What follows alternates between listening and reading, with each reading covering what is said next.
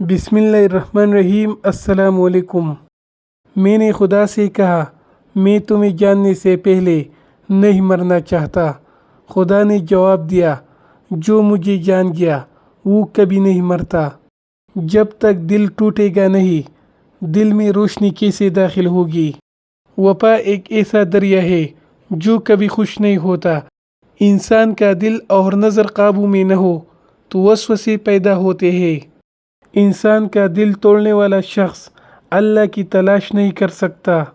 اگر تم قرآن کو آنکھوں سے دیکھو گے تو الفاظ نظر آئیں گے، دماغ سے دیکھو گے تو علم نظر آئے گا، دل سے دیکھو گے تو محبت نظر آئے گی، اور اگر اپنی روح سے دیکھو گے تو تمہیں خدا نظر آئے گا۔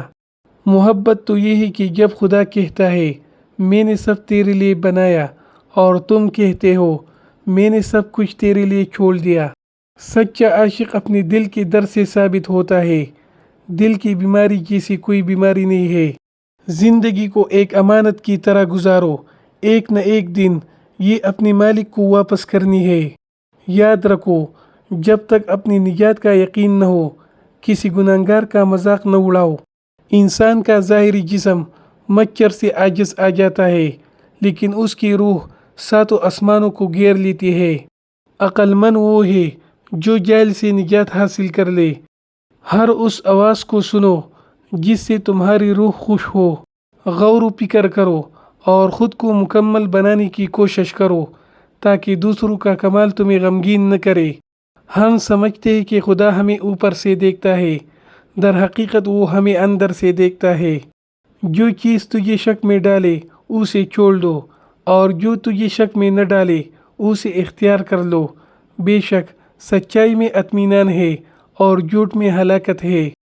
سب مر کر قبروں میں جاتے ہیں لیکن اچھا انسان مر کر لوگوں کے دلوں میں چلا جاتا ہے اور لوگ یاد کے ذریعے اسے زندہ رکھتے ہیں۔